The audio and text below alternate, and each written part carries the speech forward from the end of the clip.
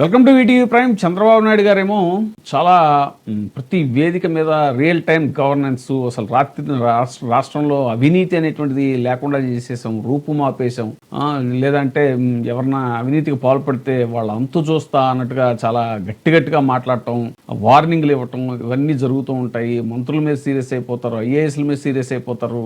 అసలు ఈయన అసలు చండశాసనుడు ఈయన హయాంలో అసలు ఒక్క పొరపాటు కూడా దొరికే అవకాశం లేదు అన్నట్టు పాపం కొంతమంది ఆ వర్గం పేపర్లు మీడియా ఫాలో అయ్యేవాళ్ళు పాపం చాలా ఎక్కువగా ఊహించేసుకుంటారు. బట్ జరిగేవి జరుగుతూనే ఉంటాయి. రాష్ట్రంలో మహిళల మీద అఘాయిత్యాలు చూస్తున్నాం, ఇంకా రకరకాల దోపిడీలు చూస్తున్నాం, అవినీతి చూస్తున్నాం, ఇసుక దందాలు, ఇక మద్యం మాఫియా అయితే అసలు ఇదే లేదు. గుళ్ళ పక్కన బళ్ళ పక్కన విచ్చలవిడిగా మద్యం ఏరులే పోతుంది. ఏదో కొంతమంది డ్యూటీలో ఉన్న కానిస్టేబుల్ కూడా మద్యం తాగి డ్యూటీకి వచ్చాడట. అలాగే ఒక ఉద్యోగస్తుడు ఒక ఆయన. అసలు ఇలాంటివి ఎన్నో రకాలు ఇక అవినీతి భాగవతాలు అయితే ఇక పెద్ద స్థాయిలో వాళ్ళు ఇసుక దందాలు, ల్యాండ్ మాఫియా, వైను ఇవన్నీ వాళ్ళు చేస్తుంటే ఇక మేమేం తీసిపోలేదంటూ ఒక స్థాయి ఉద్యోగులు కూడా ఇలాగ తెగబడుతున్నారు. విషయం ఏంటంటే కూటమి ఎమ్మెల్యేలు మంత్రుల ద్వారా అందిన దరఖాస్తులు బోగస్ అనేటువంటిది ఇప్పుడు ఇది మన CMRF అంటే సీఎం రిలీఫ్ ఫండ్ ఏదైతే ఉంటుందో దాన్ని కూడా దొంగ దరఖాస్తులు పెట్టి నిధులు మళ్లించేటువంటి ప్రయత్నాలు, వాళ్ళ జేబుల్లోకి వేసుకునే ముందు బాధితుల ఖాతాలోకి వేయించుకోవడం, అక్కడి నుంచి వాళ్ళు ట్రాన్స్ఫర్ చేసుకోవడం అనేటువంటి ఒక నీచమైన కార్యక్రమం జరుగుతుంది. సొంతంగా ప్రైవేట్ ఆసుపత్రులు నిర్వహిస్తున్నటువంటి కొంతమంది కూటమి ప్రజాప్రతినిధులు కూడా ఆసుపత్రులకు LOCల మంజూరులో అక్రమాలు అనేవి జరుగుతున్నాయి. అనారోగ్య బాధితులకు అందాల్సినవి పక్కదారి పడుతున్నాయి. ఇటు ఏమో ఒక పక్క ఆరోగ్యశ్రీ నిర్వీర్యం చేశారు. దాని బకాయిలు కట్టకపోవడంతో అసలు మొత్తం సేవలైన నిలిచిపోయి వాటాల దందా, పేదలకు ఉచిత వైద్యానికి మాత్రం వీళ్ళకి డబ్బులు ఇవ్వడానికి మనసు రాదు. కొద్ది నెలల క్రితం రోడ్డు ప్రమాదంలో తీవ్రంగా గాయపడ్డ వైఎస్ఆర్ కడప జిల్లా నందలూరు మండలం కొండా నెల్లూరుకు చెందినటువంటి ఉపాధి హామీ ఫీల్డ్ అసిస్టెంట్ తుంటి ఎల్లయ్య ఒక కంటి చూపు కోల్పోయాడు. చెన్నైలో చికిత్స కోసం 35 లక్షలు ఖర్చయింది. సీఎం సహాయ నిధి CMRF కింద డబ్బులు ఇప్పిస్తామంటూ టీడీపీ నాయకులు ఎల్లయ్యతో పలు కాగితాల మీద సంతకాలు పెట్టించుకున్నారు. ఇంటికి వచ్చాక బాధితుడి ఖాతాకి 14 లక్షలు జమ అయింది. అందులో 8 లక్షలు టీడీపీకి చెందినటువంటి TNSF రాష్ట్ర ప్రధాన కార్యదర్శి రేవూరి వేణుగోపాల్ బ్యాంక్ ఖాతాకు బదిలీ అయినట్టుగా మెసేజ్ వచ్చింది. ఎల్లయ్యతో ముందుగానే బ్యాంక్ కాగితాల మీద సంతకాలు పెట్టించుకుని డబ్బులు బదిలీ చేయించుకున్నారు. ఇది ఏమిటని ప్రశ్నిస్తే మాకు ఖర్చులు ఉంటాయి, అందరికీ పర్సంటేజ్లు ఇవ్వాలి అని టీడీపీ నేతలు చెప్తున్నారు అంటూ అతను ఎల్లయ్య అనే అతను వాపోయాడు.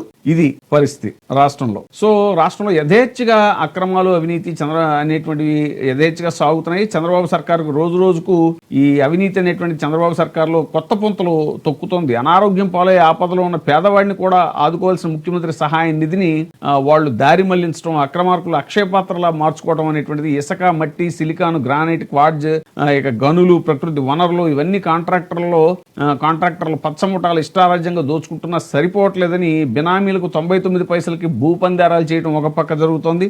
ఇక విశాఖలో 5,000 కోట్ల విలువైన ప్రభుత్వ భూములు దోచిపెట్టడం, ఇవన్నీ కూడా జరుగుతుంటే ఇప్పుడు ఏకంగా పేదలకు అందాల్సిన అన్ని పథకాలు ఆపేసి ఆరోగ్యశ్రీని అంపసైపైకి చేర్చారు. ఆరోగ్య ఆసరా అసలే లేదు, పిల్లలకు ఫీజు రియంబర్స్మెంట్ లేదు. అనారోగ్యం పాలైన పేదలను ఆదుకోవాల్సిన సీఎం రిలీఫ్ ఫండ్ డబ్బుల్లోనూ కమిషన్లు వసూలు చేస్తున్నటువంటి ఇది చూస్తుంటే చాలా దారుణమైనటువంటి వ్యవహారాలు బహిర్గతం అవుతున్నాయి. CMRF చెక్కుల పంపిణీ, ఆసుపత్రులకు లెటర్ ఆఫ్ క్రెడిట్ LOC జారీ, బిల్లుల చెల్లింపుల్లో భారీ అక్రమాలకు పాల్పడుతున్నట్టు వెల్లడైంది. ఎప్పుడు ఆసుపత్రి ముఖం కూడా చూడని వ్యక్తులను రోగులుగా చిత్రీకరించి లక్షల్లో నకిలీ బిల్లులు పెట్టడం, కూటమి ప్రజాప్రతినిధులకు చెందిన వారు డీల్ కుదుర్చుకున్న ఆసుపత్రులకే పెద్ద ఎత్తున LOCలు జారీ కావడం అనేటువంటిది తీవ్ర కలకలం రేపుతుంది. ఇన్నాళ్లు కాంట్రాక్టుల్లో వాటాలు వసూలు చేసుకోవడం చూసాం. 79 ఏళ్ల స్వతంత్ర భారతదేశ చరిత్రలో ఇలాంటి నీతిబాహ్యమైన దిక్కుమాలిన వ్యవహారాలు ఇప్పుడే చూస్తున్నాము అంటూ అందరూ మండిపడుతున్నటువంటి వైనం. చంద్రబాబు సర్కార్ దిగజారుడు, అవినీతి భాగవతాలకు ఇది పరాకాష్ట అనేటువంటిది రాజకీయ విశ్లేషకులు వ్యాఖ్యానిస్తున్నారు. ఆరోగ్యశ్రీని అస్తవ్యస్తం చేశారు. గత ప్రభుత్వంలో 3,257 ప్రొసీజర్లని ఆరోగ్యశ్రీ పరిధిలోకి తీసుకొచ్చారు. మరి ఇలాంటివన్నీ చూస్తుంటే ఎల్లయ్య అని అతను చికిత్స కోసం అని చెప్పేసి అతనికి డబ్బులు ఇప్పిస్తామని చెప్పేసి CMRF నుంచి ఆ ఫండ్ అతని ఖాతాలోకి వచ్చిన తర్వాత 14 లక్షలు, దాంట్లోంచి 8 లక్షల రూపాయలు వాళ్ళు అతని మీద కాగితాలతో సంతకం పెట్టించేసుకుని అంతకుముందే వాళ్ళు తీసుకున్నారు అని అంటే అతను క్వశ్చన్ చేస్తే మరి మాకు పర్సంటేజ్లు వద్దా అని చెప్పడం, ఇవన్నీ అసలు ఎంత నీచమైనటువంటి విషయాలు. మరి నేను రియల్ టైం గవర్నెన్స్ అంటారు చంద్రబాబు నాయుడు గారు. నేను డ్రోన్తో అన్ని పరిశీలించేస్తాను, ఎక్కడ ఒక చిన్న ఆకు మీద చిన్న దోమ ఉంటే కూడా దాన్ని డ్రోన్తో పరిశీలించేసి నేను అక్కడ ముందు కొట్టేస్తాను, పిచ్చికారీ చేస్తానని చంద్రబాబు నాయుడు గారు. మరి ఏంటి ఎంత స్థాయిలో, పెద్ద స్థాయిలో అవినీతి జరుగుతూ ఉంటే కూడా మరి దీని మీద చర్యలు ఏమి ఉండవా? రోజు రోజుకి పేటరేగిపోతున్నారు ఈ తెలుగుదేశం నాయకులు అనేటువంటిది ఇప్పుడు జరుగుతున్న చర్చ. ఇప్పుడే సబ్స్క్రైబ్ చేయండి, లైక్ చేయండి, షేర్ చేయండి. VTV ప్రైమ్, మీ ఉత్తమాభిరుచుల సమ్మేళనం.